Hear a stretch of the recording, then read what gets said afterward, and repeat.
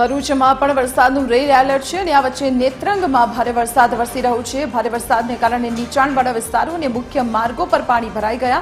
નર્મદા નદી કિનારે એનડીઆરએફ અને એસડીઆરએફની ટીમોને તૈનાત કરવામાં આવી છે। વહીવટીતંત્ર દ્વારા તમામ સ્થિતિ પર ચાંપતી નજર રાખવામાં આવી રહી છે। ભરૂચ અને અંકલેશ્વર સહિત અન્ય તાલુકાઓમાં પણ વરસાદી માહોલ જામેલો છે।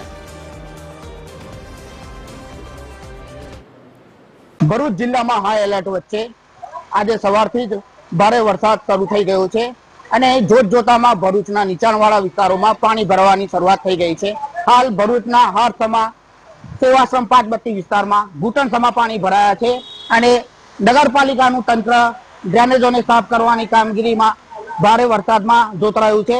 વાહન ચાલકો અને રાહદારીઓને તકલીફનો સામનો કરવો પડી રહ્યો છે। જિલ્લામાં હાઈ એલર્ટને લઈને સમગ્ર વહીવટી તંત્ર પણ એલર્ટ મોડમાં છે અને એક એનડીઆરએફ અને એસડીઆરએફની ટીમોને હાલ સ્ટેન્ડ બાયમાં મૂકી દેવામાં આવી છે।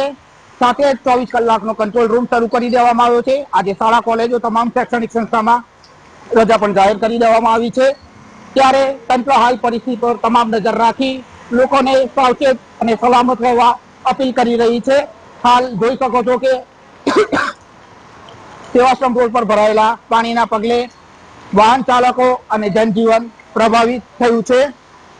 આગામી કલાકોમાં ભારે વરસાદ અને હાઈ એલર્ટને લઈને તંત્રએ લોકોને સાવચેત રહેવા સાથે તમામ ગતિવિધિઓ પર નજર રાખવા માટે જરૂરી કાર્યવાહી કરી છે। વિક્કી જોશી, TV13 ભરૂચ।